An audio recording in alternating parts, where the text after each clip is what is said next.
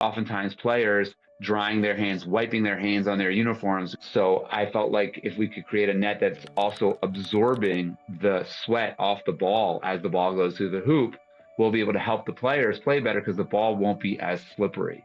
So that's how we came up with Aviv Net, which is both antimicrobial and moisture absorbing. Players play better.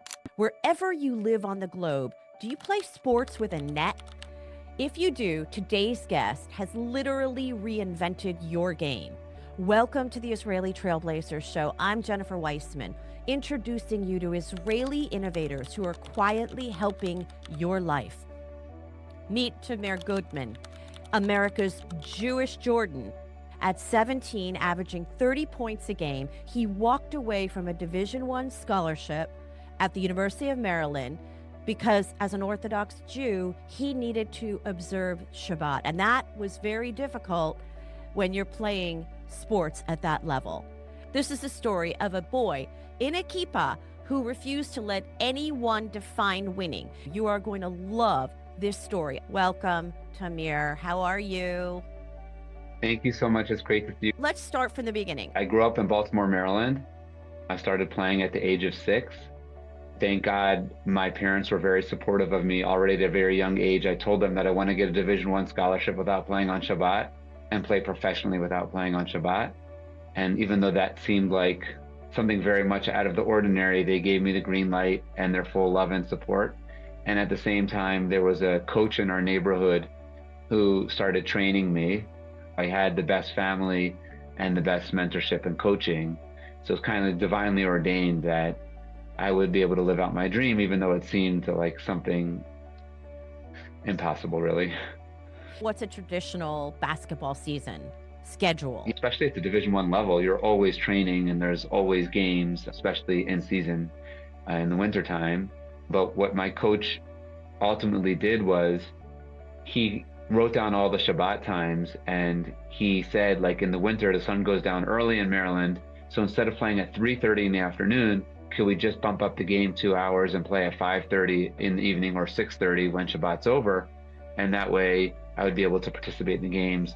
And he made history, and they managed to change the schedule for me so that I'd be able to beat the odds and get a Division I scholarship without playing on Shabbat, something that was seemed impossible to do beforehand. But luckily and thankfully to my coach and my teammates, I'm forever grateful. I was able to live out my dream and play on a full scholarship without playing on Shabbat. You were considered the Jewish Jordan, right? They called you JJ.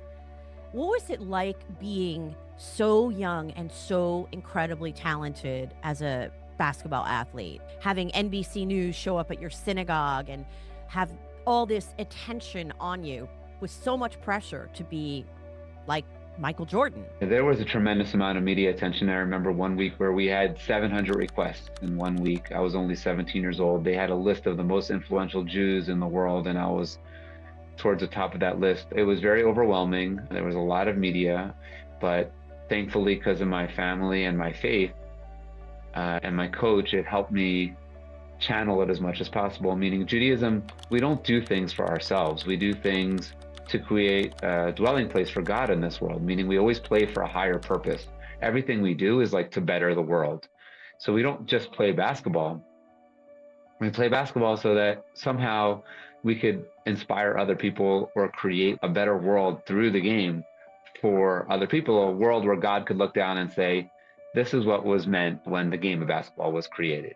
It means good sportsmanship and having good intentions while you're playing and just trying to uplift and inspire through the game. Because it wasn't about me, it was about something bigger than me. That's the way I was raised through the Judaism. Even though there was so much media attention, it allowed me to channel everything and try to handle it as much as possible, even though it was very overwhelming. At a certain point, you got a diagnosis that you had severe dyslexia. I can imagine how hard it was to be in school, but how did it affect playing on the court for you? When we went to the doctor for the diagnosis, he told my parents and my coach that I'm severely dyslexic. And at first that was very hard to hear. But then he explained to me that because of my dyslexia, that I have certain creativity, a certain vision, a certain intuition, a certain reaction on the court. And we see that a lot with people that are dyslexic, because dyslexic people are compensating throughout the day using parts of their brain that most people don't use, and it exercises your brain a lot. And that's why we see a lot of people that are dyslexic that are very creative or have a good intuition or good at problem solving. So the doctor really lifted me up by saying, okay, you have a challenge, but within the challenge, there's a hidden blessing. And that made me feel really great on the court, because every time I stepped on the court, I felt like I had the hidden blessing, which was the dyslexia, that I'd be able to get my teammates the ball on time and maybe even get them the ball when they don't even realize they're open. And that happened a lot throughout my career. A lot of times where I was like throwing a pass and I could hear my coach say, no, that's not a good pass. And then boom, it went through and we scored. And the coach said, great pass, Tamir. It happened a lot because of dyslexia. What exactly do you feel on the court that you wanted to make a move that your coach could not even see? You kind of just see things a little differently because of the dyslexia. What was the meaning behind writing the children's book about being dyslexic? I remember what it felt like when I got diagnosed. The initial feeling is a horrible feeling, one of losing self-confidence. And then I've seen it, witnessed with my own eyes. Kids that have learning challenges, if it's not channeled the right way, it could really affect their self-confidence. And then that could lead to other things. So I felt like it was my duty to inspire these kids. And I was so thankful to link up with PJ Library that managed to bring this book to light and now spread it all over the world. There's thousands of kids around the world, in South Africa and London, Singapore, in America, and all over the world that are reading the book, and the feedback's been phenomenal. And very, very grateful that we did it, and very thankful to PJ Library.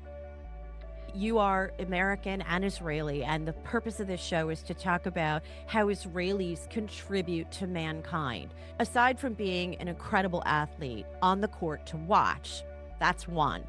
The second one is being an inspiration for young children with dyslexia. The third is how you've moved from being an athlete to being a successful entrepreneur through sports innovation, because your innovative net technology is changing the sports world through better netting. So in basketball, every part of the game has been updated. The rims are not what they used to be. They're better now. They're breakaway rims.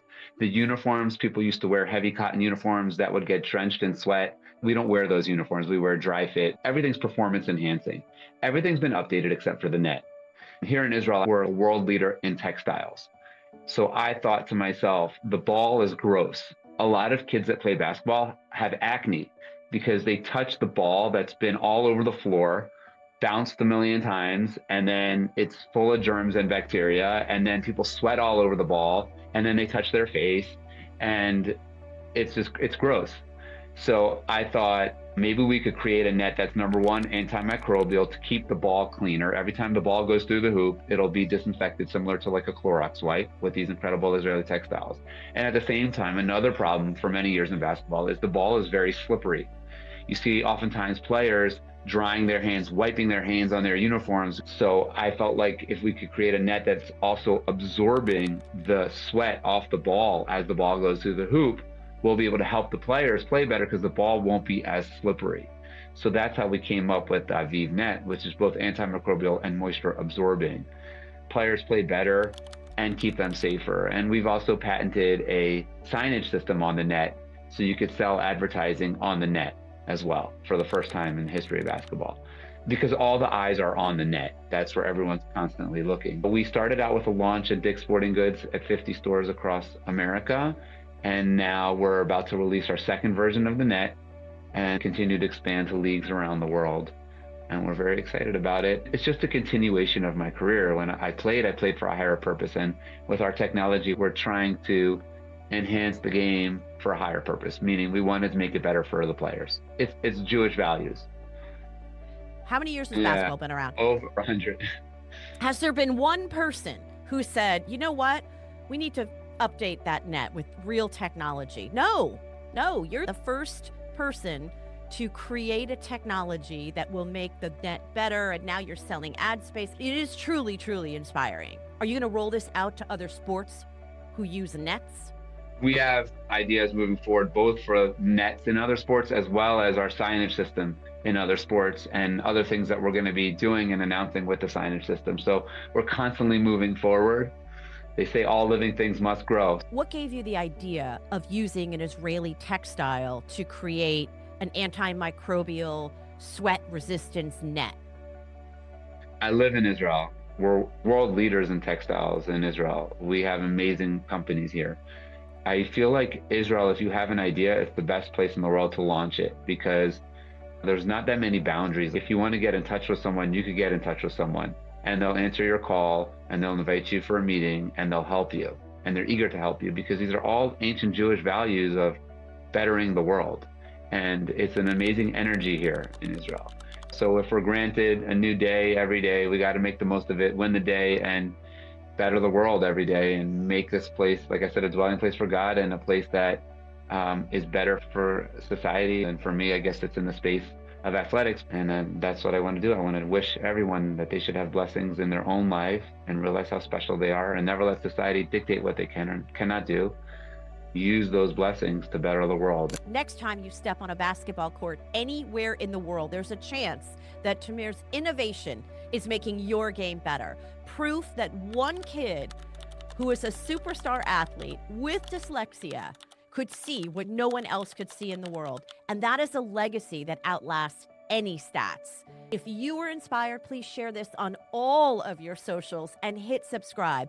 I'm Jennifer Weissman with the Israeli Trailblazers Show, where we dig into stories of Israelis quietly making your world better. Bold thinkers, big ideas, your better life. Until next time.